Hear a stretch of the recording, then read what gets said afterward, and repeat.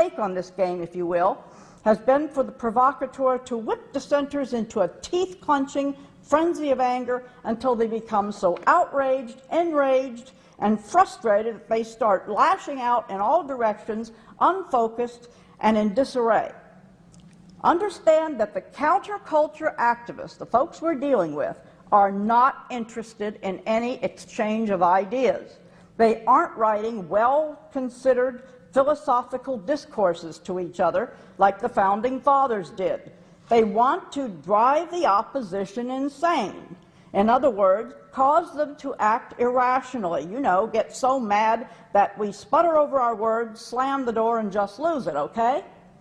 So, the hypocritical way in which rules are applied to those with politically incorrect views and the disparity in your treatment by the press, all this is deliberately calculated to drive us crazy. As the frustration is turned up, eventually someone, somewhere, will go off the deep end. A bomb explodes at an abortion clinic. A survivalist holes up in some secluded area and starts shooting the trespassers. This thrills our adversaries no end, because then they can come along and say that all people who oppose abortion or all people who want to be left alone are dangerous, which brings us back to the beginning. It's bad form to object. No wonder we're getting clobbered. Now, remember, this is a crash course. Professional agitators spend weeks, months, or years perfecting the techniques I'm going to show you.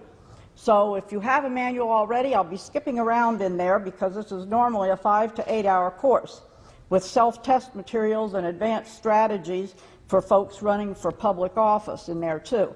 You'll need to go home, memorize the various principles we're going to go over, get with somebody and practice the techniques I'll be explaining here. Throwing hardball tactics back in the face of a professional provocateur is risky business unless you have practiced. You may learn how to do it theoretically, but without practice you're likely to modify the techniques just enough so that you botch them under pressure. Too much or too little emphasis on certain words, a telling facial expression, sitting with each other during a meeting, all of these things can give away your hand, which you don't want to do. So with these caveats in mind, let's just move along. One problem is that most of us don't think like direct marketing agents.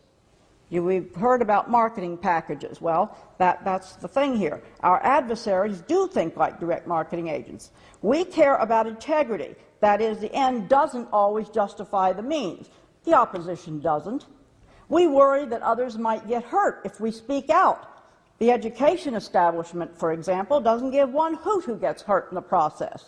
Whether it's magazines, billboards, brochures, newspaper columns, speeches, press conferences, grant proposals, psychological impact is paramount to our opposition. Not the facts, not anybody's precious principles, and certainly not right or wrong. If you've read my book, Cloning of the American Mind, you're somewhat familiar with rigged consensus building. But for those who aren't, a little background is in order. The dictionary definition of a consensus is group solidarity in sentiment and belief and/or general agreement. Unanimity, on the other hand, is defined as collective opinion. Increasingly, people are hearing the term consensus, when what our opponents want in reality is unanimity or uniform thinking.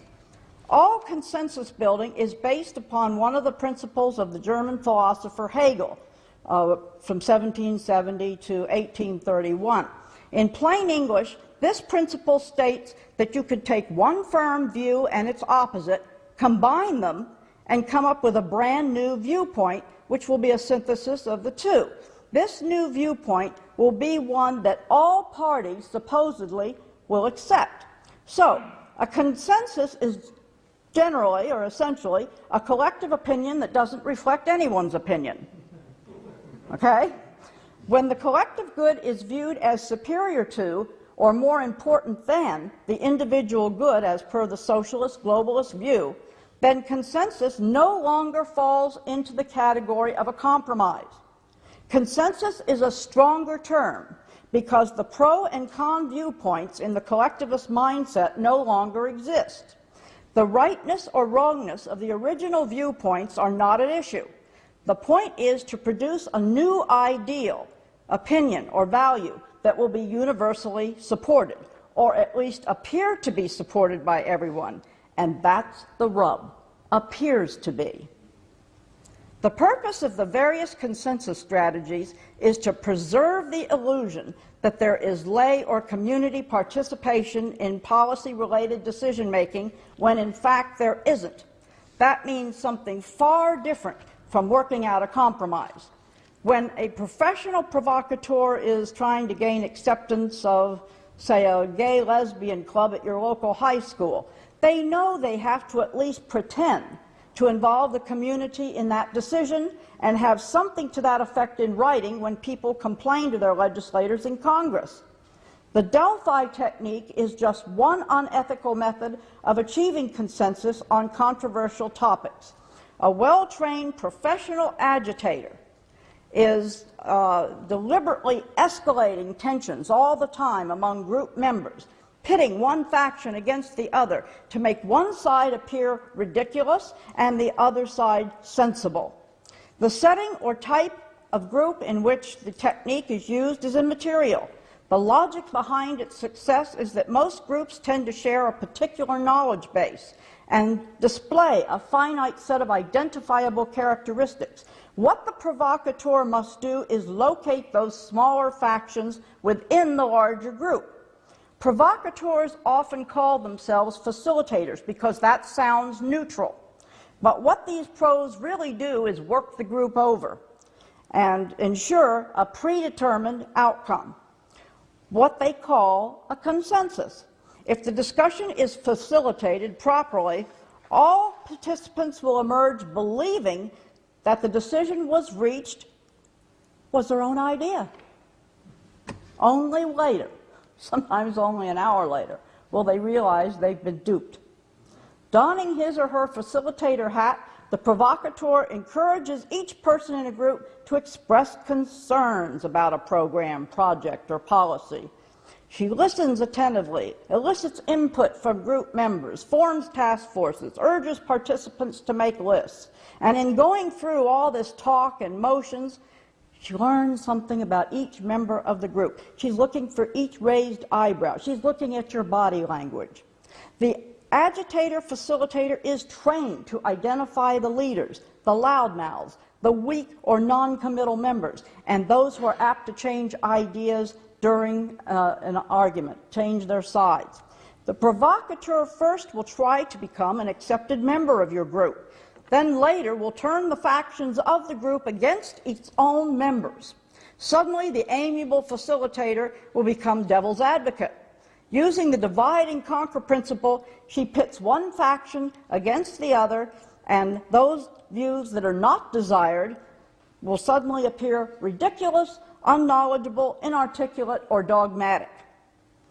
She deftly augments tensions, deliberately escalates disagreements. If the stage was set properly during the list-building phase, a well-trained provocateur will be able to really get most members of the group right where they want them. Individuals in opposition to a desired policy will find themselves shut out. The Delphi technique works, folks. It's effective with parents, teachers, school children, and community groups. The targets rarely, if ever, notice that they're being manipulated. If they do suspect what's happening, they generally don't know how to shut the process down. Suppose a desired policy is no failing grades, and suppose that policy is placed on the table. The provocateur utilizes a selective hearing process so that only those questions that support no failing grades will be placed on the table for discussion. The only opposing arguments permitted will be those that the provocateur deems helpful in escalating tensions later on. So, if you have an opposing view and you know that's not the preferred view, don't be taken in by the fact that this so-called facilitator acknowledges your suggestion. Remain on your guard. The provocateur, acting as moderator, guides the discussion so that it doesn't get away from him or her. This means that the facilitator operative frames the debate and is careful not to let go. Soon